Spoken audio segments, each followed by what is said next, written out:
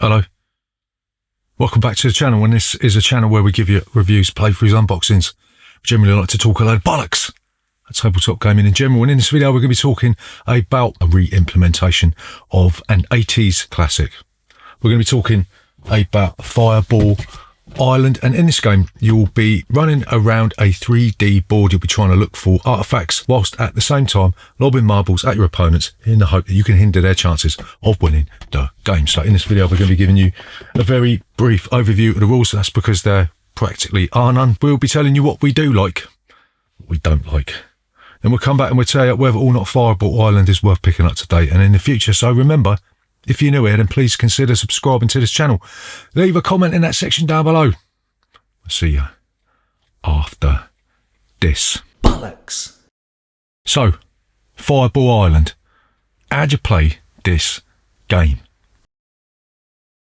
So, Fireball Island is a re-implementation of an 80s game. We're talking about the cheaper Golitath Games version, because there was no way I was going to back this on Kickstarter for like 100 odd quid, right? There's no way I was going to do that. So I waited for it to come down in price. I think we picked it up for a £5 or so.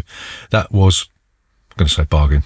We'll see. So the first thing you're going to do is you're going to put the 3D board, which is made out of this really crappy, flimsy plastic. You're going to put the three segments together, and then you'll place all the trees into the relevant spots. You'll place the two bridges on their spots. You'll place the ladder on the spots, and then you'll shuffle up the treasure tokens, and then you'll place them on the relevant spots on the board, right? You'll see that there are 3 artifact tokens that will be shuffled into the treasure tokens, and once you've found all 3 treasure tokens, the game will end, and whoever's got the most tokens will win, right? Once you put all the treasure tokens out, you'll take the plastic Volcar head and you'll stick it in the relevant spot, and then you'll take the heart of Volcar and then you'll put it in the relevant spot, right? You'll place all 4 Explorer figurines on the helipad. You'll place the Ember marbles on their relevant spots on the board, and then you'll place the Fireball marbles in the Scar, which is a little tray that's at the bottom end of the island. You'll shuffle all the action cards, you'll place them near the board, and then I think that's practically it. So you're ready to go, right? So the first thing you're going to do is you're going to check to see if you were knocked over on a previous turn. If you were, then you will stand up. You will draw the top card of the action deck, and then you will follow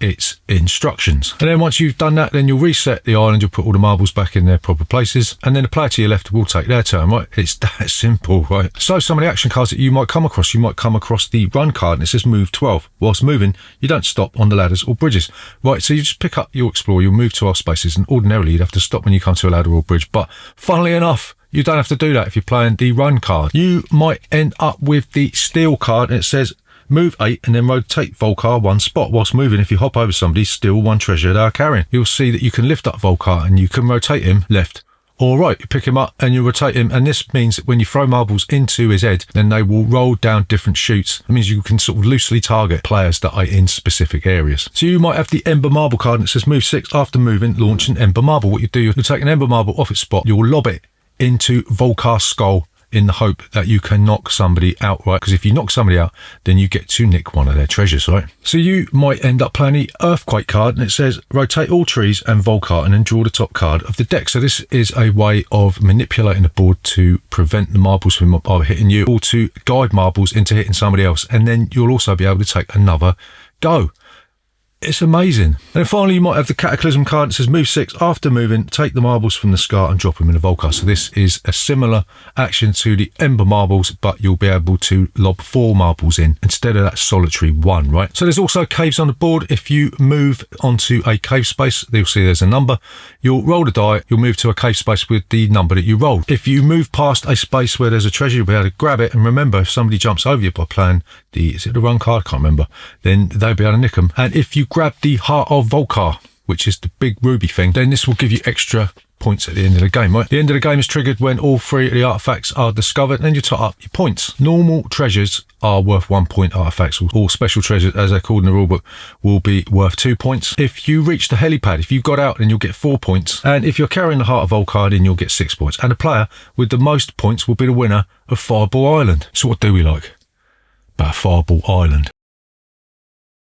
So the first thing that we like about this, and there's not really that much to like, truth be told, but my young kids love it, yeah? I've got a 5-year-old and a 6-year-old, and this is right up their street because they're not really at that age where they understand any kind of strategy. I'm not saying that, like, you know, strategy is king. There is a time and a place for all these sorts of games. And for me personally, I don't know about you, but for me, my young kids love this game. They love the sight of it. They love chucking marbles down the chute. They love seeing my explorer get a pummeling. And it's just nice to see a game that my young kids can enjoy and not really give much of a hoot about, right? So the second thing we like about Fireball Island is it looks great on the table, right? There's no getting away from it, right? I know the component quality is a little bit flimsy. It's that really cheap, nasty plastic you get that feels like a mushroom punnet. When it's all set up, it does look quite nice. The head of Volcar looks quite imposing. You've got those palm trees that look really nice. And then there's the marbles that are dotted around the island. And it just looks really nice on the table. But this is a genuine case of style over substance. But so what? It looks really nice. So the final thing we like about Fireball Island, and we're sort of clutching at straws here, but there is a slight dexterity element to this. With a little bit of practice, right? It doesn't take a lot of practice, but a little bit of practice.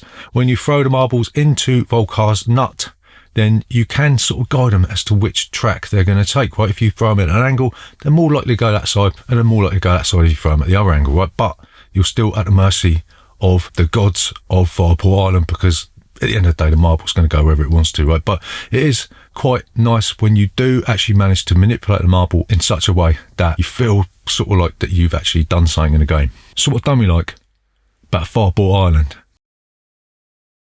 So the first thing we don't like about Fireball Island is it's way too bleeding fiddly, right? It's a nightmare to set up. The treasure tokens are really, really small.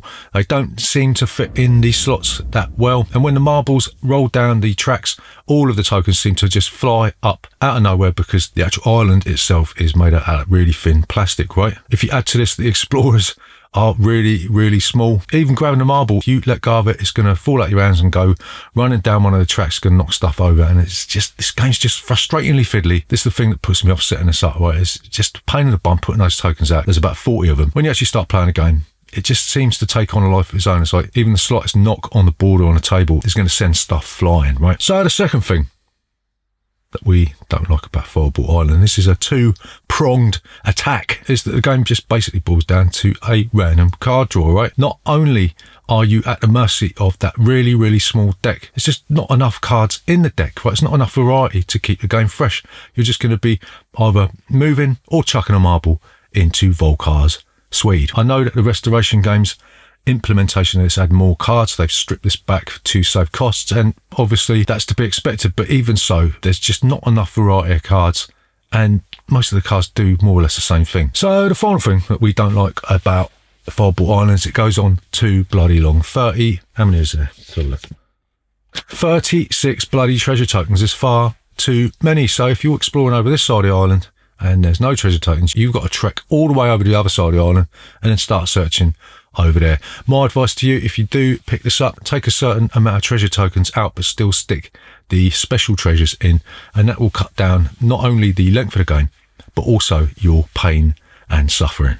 So to summarise, is Fireball Island worth your time and bother today and in the future? So we're going to say no. It's a poor re-implementation of a poor re-implementation of a poor 80s game. This was crap the first time round. I didn't actually have it myself, but I remember a mate of mine at school had it, and I played it once and I thought it was complete and utter dog shit. He had Dark Tower as well, and lo and behold, I thought that was complete and utter dog shit as well. So I'm not really a big fan of the furore or frenzy to bring these steaming piles of plastic turd back from the dead. It's a decent game for young kids, and I suppose that's what it was all about in the 80s, right? Young kids played these stupid random games, and when they grew up they just found that games didn't have to be this mind-numbing. There is a little bit of dexterity in this, and I suppose if we had to find some kind of excuse to put this on the table, it's that it can be quite fun lobbing the marbles into Volcar's nut. But at the end of the day, this is far too fiddly for my liking. It's not a game that I can recommend at all. It's ultimately really, really boring. It's okay for about 10 minutes, and then I'll start to switch off, fall asleep, and then start thinking about ways to dispose of this game. Right, so there you go. That's Fireball Island. Remember, if you're new here, then please consider subscribing to this channel. Leave a comment in the section down below. We'll see you next time.